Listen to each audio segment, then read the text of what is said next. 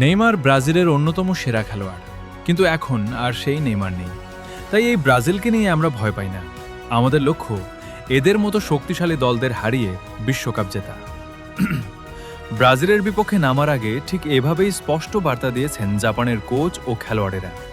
সিংহ বুড়ো হয়, কিন্তু স্বীকার করতে ভুলে না।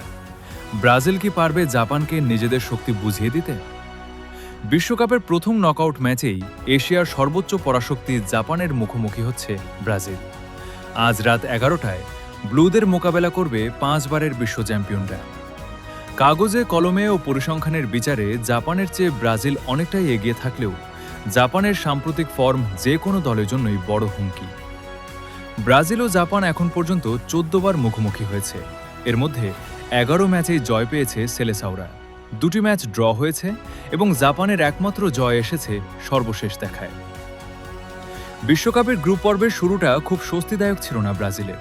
মরক্কোর বিপক্ষে 1-1 গোলে ড্র করে সমালোচনার মুখে পড়েছিল সেলেসাওরা, কিন্তু এরপরই বদলে যায় চিত্র। হাইতি ও স্কটল্যান্ডকে টানা 2 ম্যাচে 3-0 গোলে হারিয়ে শুধু গ্রুপ চ্যাম্পিয়নই হয়নি, টানা 2 ম্যাচে ক্লিনশিটও রেখেছে ব্রাজিল। আক্রমণ ভাগের ধার এবং রক্ষণ ভাগের শৃঙ্খলা দুই দিকেই উন্নতির ছাপ স্পষ্ট। কার্লো আনচেলত্তির দল ঠিক নকআউটের আগ মুহূর্তেই নিজেদের সেরা ছন্দ খুঁজে পেয়েছে। তবে ব্রাজিলের সামনে সবচেয়ে বড় চ্যালেঞ্জ হতে পারে জাপানের টেকনোলজি বেসড ফুটবল। প্রতিপক্ষের শক্তিকে নিষ্ক্রিয় করে দুর্বল জায়গায় আঘাত হানাই তাদের মূল অস্ত্র। আধুনিক প্রযুক্তি, ভিডিও অ্যানালাইসিস ও ডেটা ভিত্তিক প্রস্তুতির মাধ্যমে প্রতিটি ম্যাচের জন্য আলাদা পরিকল্পনা তৈরি করে সামুরাই ব্লুরা। সে কারণে সাম্প্রতিক বছরগুলোতে ইংল্যান্ডকে হারানো, নেদারল্যান্ডসের সঙ্গে ড্র কিংবা ব্রাজিলের বিপক্ষে ঐতিহাসিক জয়, এসবকে কাকতালীয় বলা কঠিন।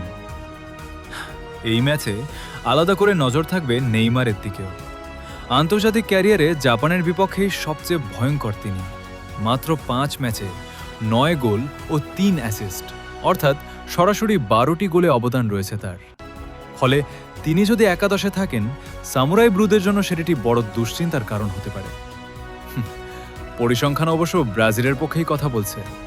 অপটার সুপার কম্পিউটারের হিসাব অনুযায়ী নির্ধারিত 90 মিনিটে ব্রাজিলের জয়ের সম্ভাবনা 57.8%, জাপানের জয়ের সম্ভাবনা 18.9% আর ম্যাচ অতিরিক্ত সময়ে গড়ানোর সম্ভাবনা 23.3%। তবে কার্লো আনচেলত্তি চাইবেন না ম্যাচ অতিরিক্ত সময়ে গড়াক।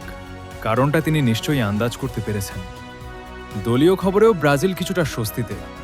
হ্যামস্ট্রিং ইনজুরিতে রাফিনহার খেলা এখনও অনিশ্চিত হলেও আনচেলত্তি আগের ম্যাচে জয়ী একাদশী ধরে রাখতে পারেন। সেক্ষেত্রে Vinicius Junior, Matheus Cunha, Rayan এবং অধিনায়ক নেইমারকে নিয়েই আক্রমণ ভাগ সাজানোর সম্ভাবনা বেশি। অন্যদিকে জাপান শিবিরে তাকেফুসা কুবোর খেলা এখনও অনিশ্চিত, যদিও কো ইতাকুরার চোট গুরুতর নয়। সব মিলিয়ে নামের লড়াইয়ের চেয়ে এটি হতে যাচ্ছে দুই ভিন্ন ফুটবল দর্শনের এক হাই ভোল্টেজ ট্যাকটিক্যাল যুদ্ধ।